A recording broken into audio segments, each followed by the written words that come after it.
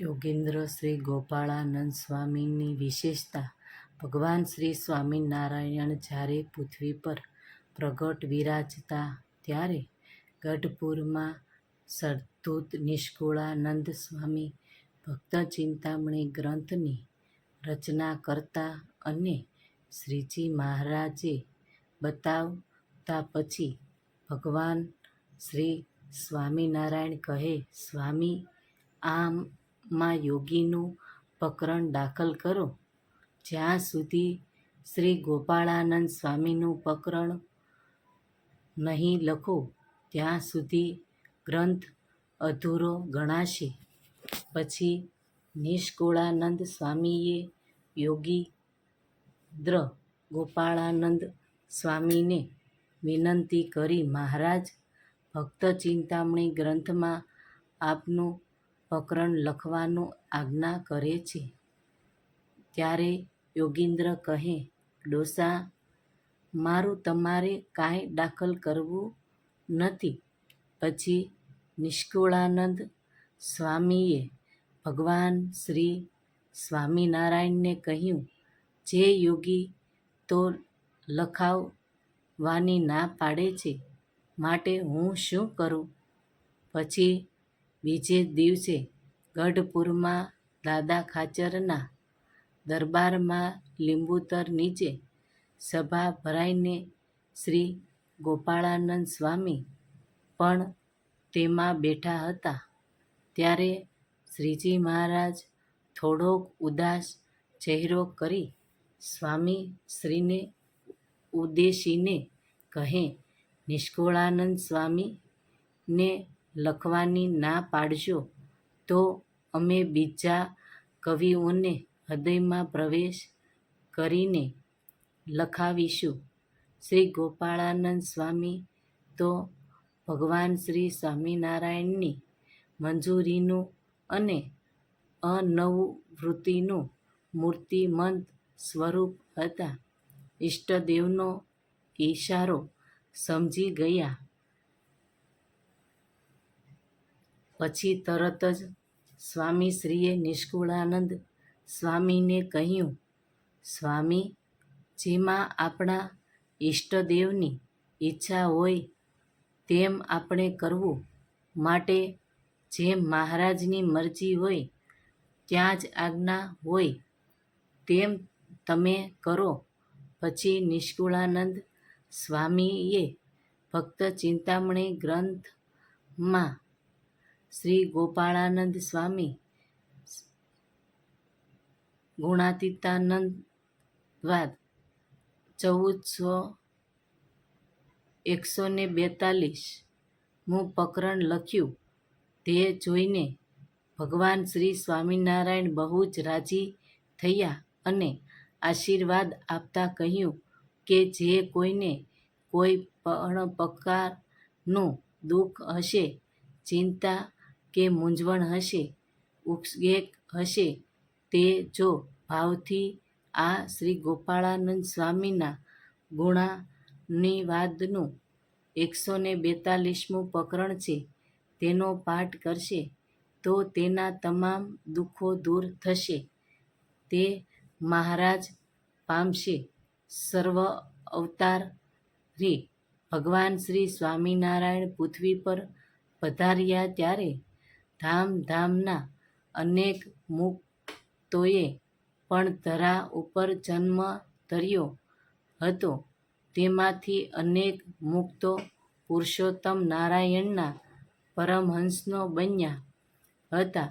તે તમામ પરમહંસોમાં જેના ગુણ લખાવાનું અને જેનો મહિમા વધારવાની ઝંખના ભગવાન શ્રી સ્વામિનારાયણના દિલમાં હોય તો તે એકમાત્ર યોગીરાજ શ્રી ગોપાળાનંદ સ્વામી છે.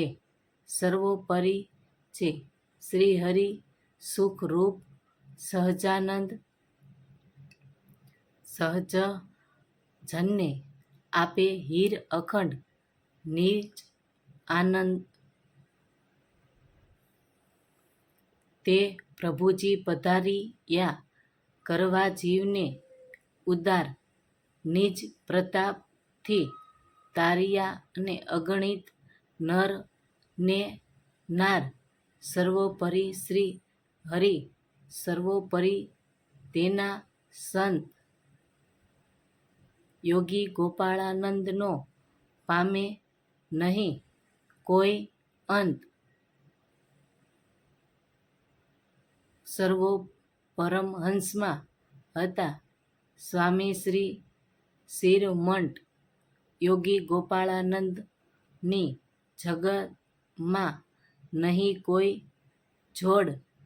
સંપ્રદાયમાં વચનામૃત પછી સૌથી વધારે લોકોએ કોઈ ગ્રંથનો પાઠ કર્યો હોય તો તે છે ફક્ત ભક્ત ચિંતામણી ગ્રંથ. કેમ કે આ ગ્રંથની સંપ્રદાયની લાઇબ્રેરીઓમાં સેંકડો હસ્તપ્રતો મળે છે. આવો શિરોમોટ ગ્રંથ લખાતો હતો ત્યારે ભગવાન શ્રી સ્વામિનારાયણે શ્રી નિષ્કુળાનંદ સ્વામીને કહ્યું, તમે આમાં એક શ્રી ગોપાળાનંદ સ્વામીનું પ્રકરણ ઉમેરો. જ્યાં સુધી સ્વામીનું પ્રકરણ નહીં લખો ત્યાં સુધી આ ગ્રંથ અધૂરો ગણાશે. ખુદ શ્રીજી મહારાજ જે સંતનું પ્રકરણ લખતા હોય એ જ સંત કેટલા મહાન હશે. અક્ષરાનંદ વાત 632 ભગવાન શ્રી સ્વામિનારાયણ સમયમાં 2500 ઉપરાંત પરમહંસો હતા, પરંતુ ભગવાનને અન્ય કોઈ પરમહંસનું પ્રકરણ નહોતું.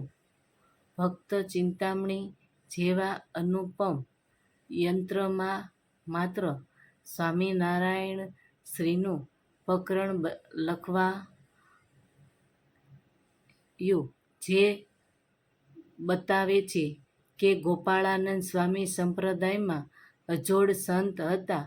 સ્વામીઓ શિરોમોડ સંત હતા જે ભગવાન શ્રી સ્વામિનારાયણ સર્વોપરી છે.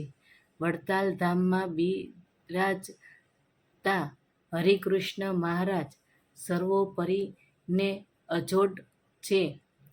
તેમ જ તમારા સંતોમાં શ્રી ગોપાળાનંદ સ્વામી સર્વોપરી અને અજોડ છે.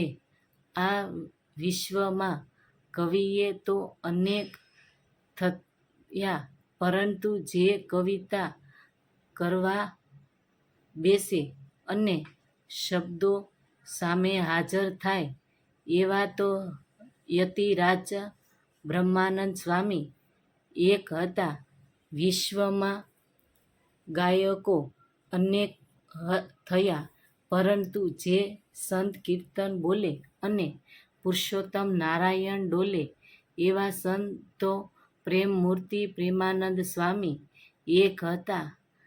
તેમજ આ વિશ્વના યોગી તો અનેક થયા, પરંતુ જેના યોગના પ્રતાપે અનેકને ભગવાનનો અનુભવ થાય, ગ્રહની ગતિઓ અડકી જાય, જેના પ્રતાપે પેટ દાખલમાં પડી તોને રૂવાડે રૂવાડે બ્રહ્માંડોના દર્શન થાય, એવો યોગી તો માત્ર શ્રી ગોપાળાનંદ સ્વામીને.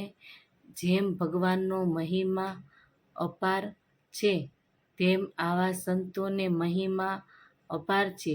જે ભગવાનનો પ્રતાપ અમાપ છે તેમ આવા સંતોનો પ્રતાપ અભિમાન અને અગાણ છે. જે ભગવાનના ગુણો અપાર અને અનુપમ છે.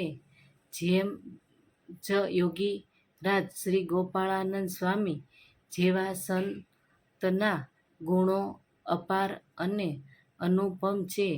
આ વિશ્વના કોઈ એક સંત દ્વારા એક કે બે પ્રજા થાય હોય તેના લોકો મંદિર કે આશ્રમ બનાવી માનતાઓ માને છે અને તેને બહુ મોટો માને છે, પરંતુ યોગીરાજ શ્રી ગોપાળાનંદ સ્વામી દ્વારા તો ભગવાન શ્રી સ્વામિનારાયણે હજારો પથ્થર પૂર્યા છે, હજારોને ઉત્તમ પરિસ્થિતિ પમાડી છે, લાખો જીવોના કલ્યાણ કર્યા છે, અનેક આત્માઓને સમાધિમાં અલૌકિક અનુભવો આપ્યા છે, પરંતુ સંપ્રદાયમાં એવી રીતે ન હોવાથી સ્વામી શ્રીનું કોઈ મંદિર કે આશ્રમ બન્યા નથી.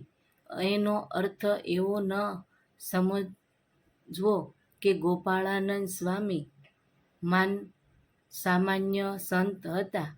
ભગવાન પછી બીજા નંબરે બેસી શકે એવા એ સમર્થ સંત હતા. હવે આપણે ભગવાન જેવા મહિમાવતા, સામર્થતા અને ગુણતા શ્રી ગોપાળાનંદ સ્વામીના જીવન વિશે યથામતિ રસપાન કરીને શ્રી ગોપાળાનંદ સ્વામી વિશેષ સંપ્રદાયના પ્રાપ્ત વિદ્યા અને કવિ લેખનની ઘણું લખ્યું. જય સ્વામિનારાયણ.